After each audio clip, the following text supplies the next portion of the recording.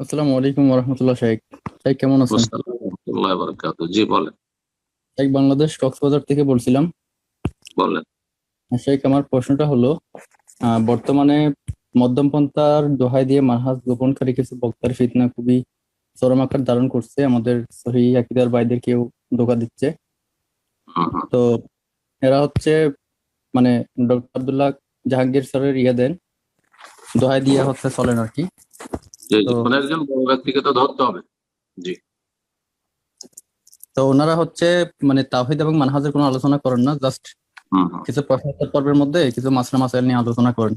তো জি জি। তাওহীদ তাওহীদ তারপরে বললে প্রশ্ন। ওটাকে গলা জি। কাটা করে, মানে গলা কাটা তাওহীদ বলে ওটাকে কটাক্ষ করে আর হুম, কি। হুম। জি জি, তো আল্লাহ হেদায়েত আমরা করে। দেখেছি আমরা দেখেছি যে হচ্ছে তাদের অনুসারী যারা, তারা আবার আবু তাহা, আদনান বা অন্যান্য পথভ্রষ্ট যে হুম। আলেমগুলো আছে জি তাদের জি জি। ওয়াজ শুনে আর কি। হ্যাঁ, তো শুনবে আমরা শুনবে, এরা বিভ্রান্ত। এরা বিভ্রান্ত অবশ্যই। জি। তো আবার এরা মানে এদের এদের মানে এদের সম যারা আছেন, আলেম আছেন, তারাও কিন্তু আবার বিভিন্ন ফেসবুকে পোস্ট দেন। ওই শেখ সুদাইস হাফিজাহুল্লাহ গত কয়েকদিন আগে একটা ভার্চুয়াল একটা উদ্বোধন করছেন হাজরা আসওয়াতের, ওটাকে কটাক্ষ করে পোস্ট দিয়েছেন, আবার পরে ডিলেটও করে দিয়েছেন। তো এটা নিয়ে যদি শেখ আমাদের মানে যে একটা ধোঁকা দিচ্ছে, তো এদের ব্যাপারে যদি একটু আমাদের দিনী ভাইদের যারা সহিহ আকীদার মানে ধোঁকা খাচ্ছে আর কি, এদের ব্যাপারে একটু যদি একটু নসিহত করতে, জাযাকুমুল্লাহ করে। জাযাকুমুল্লাহ খায়ের। মাঝে মাঝে আমাদের আহলে হাদিস ভাইয়েরাও ধোঁকা খেয়ে যায়। যারা আসলেই আহলে হাদিস প্রকৃত তারাও ধোঁকা খেয়ে যায়, আহলে হাদিস ওলামারাও ধোঁকা খেয়ে যায়। যেমন একসময় আমাদের বেশ কিছু আহলে হাদিস মাদানিরাও প্রতারিত হয়েছিল, গিরুল কারিমন ধোঁকা খেয়েছিল।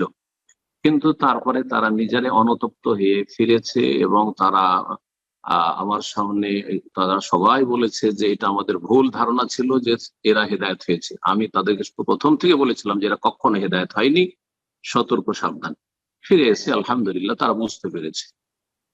অধিকাংশ যারা আহলে হাদিস জন্মসূত্রে আহলে হাদিস এবং তাদের কাছে এলম আছে, তারা বুঝে, তারা জানে। অধিকাংশ বিভ্রান্ত কারা? এই যারা কথিত মধ্যমপন্থী, কিন্তু এরা হচ্ছে শিথিলপন্থী, এরা হচ্ছে সুবিধাবাদী, এরা হচ্ছে সুবিধাবাদী, এরা সবগুলি সুবিধা নিতে চায়। এরা দেওবন্দীদেরও সুবিধা নিতে চায়, তবলিগীদেরও সুবিধা নিতে চায়, জামাত ইসলামের সুবিধা নিতে চায়, আহলে হাদিস ঘরে এসেও, আহলে হাদিস গ্রাম অঞ্চলে এসেও সুবিধা নিতে চায়। এদের মতো চালাক চতুর আর রাজনীতিবিদ আর কেউ নাই। এদের থেকে ধোঁকা খায় কারা? যারা ওই ওইসব বেদাতি ঘরানা থেকে উঠে হেদায়েত হয়ে এসছে, কিন্তু পূর্ণ এখনো আকীদা মানহাজের জ্ঞান হাসিল করেনি। কিছুটা আকীদা জেনেছে, আর কিছুটা ইসলাম সম্পর্কে জেনেছে। আর তারপরে তারা মনে করে যে আমরা সবারই শুনি, অসুবিধা দেখি, সবারই শুনি, যেটা ভালো হবে সেটা নিয়ে নেব। সাদা সিধা কথা, এটা মোটা খায় মোটা বুঝে।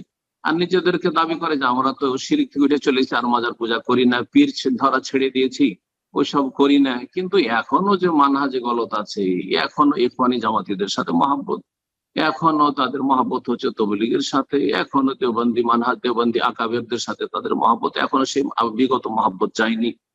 জি। এই জন্য বড় একজন শেখ আমার সাথে কয়েকদিন আগে আলোচনা হচ্ছিল, তিনি বলছিলেন যে এরা আসলে কিরকম, আর এদের এক শ্রেণী আলেমরাও যে কিছুটা যদি এগিয়ে হেদায়েত হয়ে আসে, এদের অবস্থাটা কিরকম। যেমন পাঁঠাকে খাসি করার পরেও কিছুটা পাঁঠা স্বভাব থেকে যায়।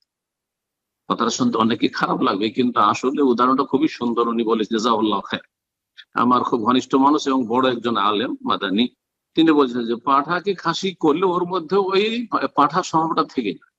ঠিকই তেমনি ওই বেদাতি ঘরানা থেকে উঠে আসলে ওই বেদাতি মহব্বত কিছুটা থেকে গেছে, বেদাতি মহব্বত কিছুটা থেকে গেছে।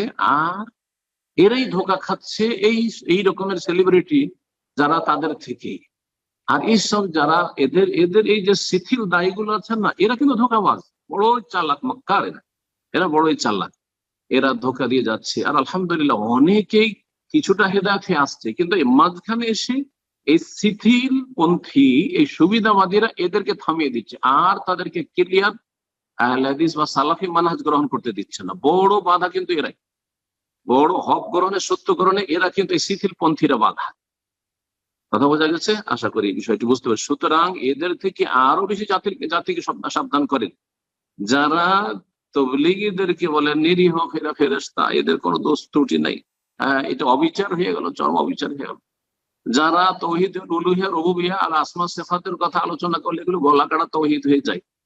আর যদি সরকার বিরোধী কথাবার্তা বলতে পারে আর বেদাতকে শিরক বলতে পারে, শহীদ মিনারে ফুল দিলেই শিরিক হয়ে যায় কথা বলতে পারে, কেন ফুল দিলে ওখানে কিছু আশা করে যে কিছু পাবো বলে ফুল দেয়, যে সেটা বড় শিরক হয়ে যাবে?